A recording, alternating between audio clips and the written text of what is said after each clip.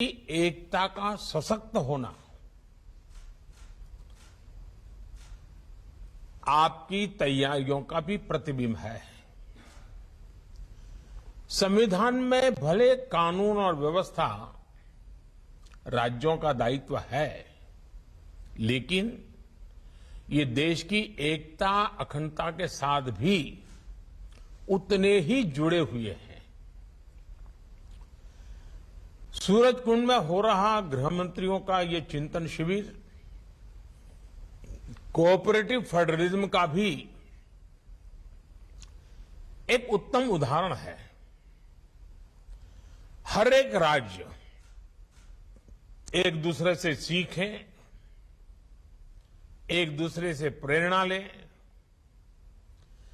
देश की बेहतरी के लिए मिलजुल करके काम करें।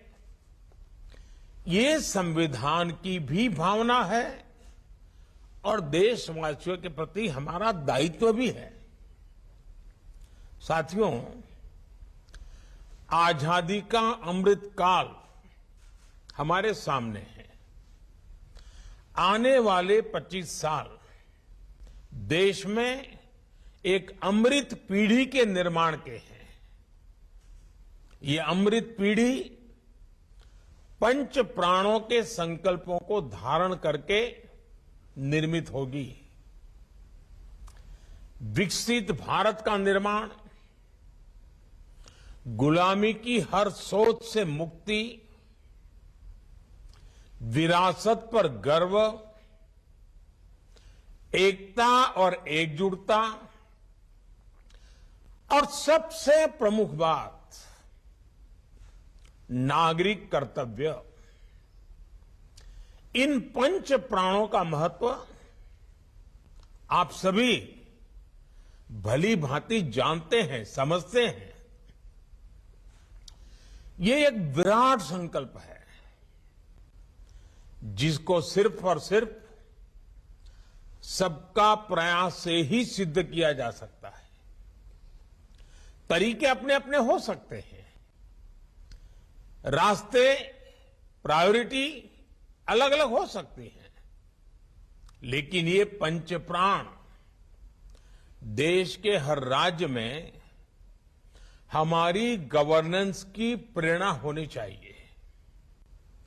जब ये सुशासन के मूल में होंगे तो भारत के सामर्थ्य का विराट विस्तार होगा।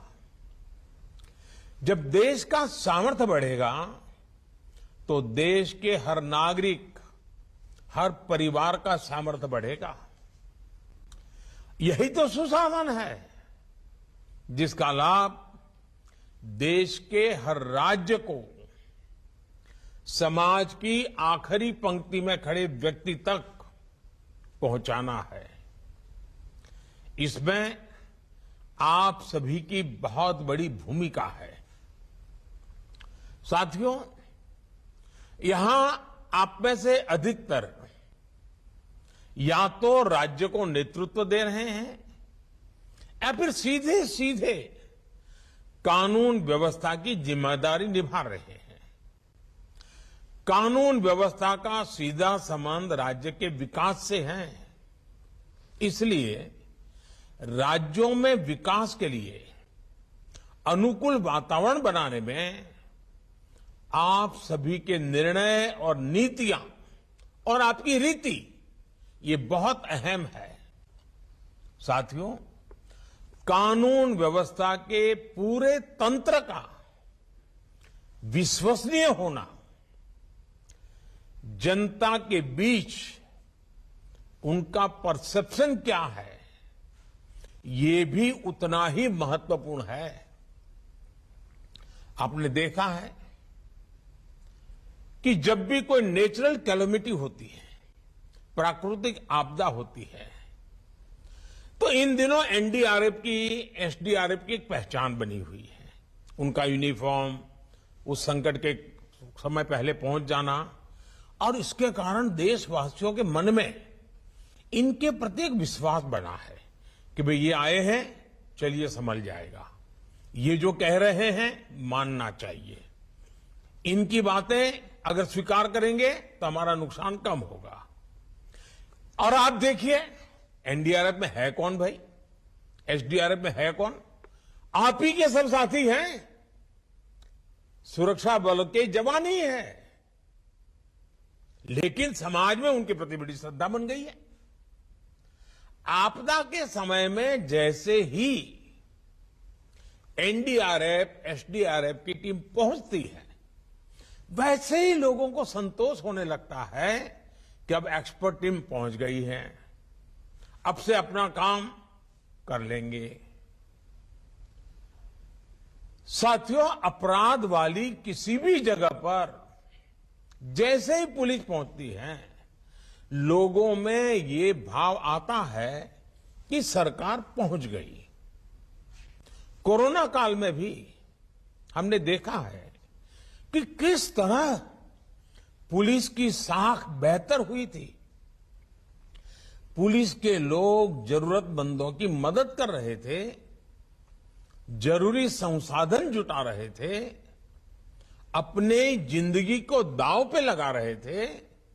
यानी कर्तव्य परायणता में कोई कमी नहीं है। जरूरत अच्छा परसेप्शन बनाए रखने की भी है। इसके लिए पुलिस बल को प्रेरित करना, उसके लिए प्लान करना, हर छोटी मोटी चीजों पर लगातार मार्गदर्शन करते रहना, कुछ गलत होता है तो रोकना, ये हमारी एक जीवंत प्रक्रिया होनी चाहिए, ऊपर से नीचे तक हर पल होनी चाहिए। साथियों, हमें एक बात और समझनी होगी। अब कानून व्यवस्था किसी एक राज्य के दायरे में सिमटी रहने वाली व्यवस्था नहीं रह गई है। अब अपराध इंटरस्टेट और इंटरनेशनल हो रहे हैं। यानी टेक्नोलॉजी की मदद से एक राज्य में बैठे अपराधी दूसरे राज्य में भयंकर अपराध करने की ताकत रखते हैं। देश की सीमा से बाहर बैठे अपराधी भी टेक्नोलॉजी का जमकर गलत इस्तेमाल कर रहे हैं। इसलिए हर राज्य की एजेंसियों का आपस में तालमेल, केंद्र और राज्य की एजेंसियों का आपस में तालमेल, ये बहुत जरूरी है। और इसीलिए आपको मालूम होगा, मैंने डीजीपी कॉन्फ्रेंस में कहा था कि 2 एडजॉइनिंग स्टेट होते हैं, उसके जो एडजॉइनिंग डिस्ट्रिक्ट होते हैं, उन्होंने पीरियोडिकली बैठ करके दोनों राज्यों के उन दोनों जिलों की समस्याओं का संकलन करना चाहिए, साथ मिलकर काम करना चाहिए। उसी में से ताकत बनेगी। कई बार केंद्रीय एजेंसियों को कई राज्यों में एक साथ जांच करनी पड़ती है, दूसरे देशों में भी जाना पड़ता है। इसलिए हर राज्य का दायित्व है कि चाहे राज्य की एजेंसी हो, चाहे केंद्र की एजेंसी हो, या संबंधित कहीं किसी और राज्य से संपर्क आता है, सभी एजेंसियों को एक दूसरे को पूरा सहयोग देना चाहिए।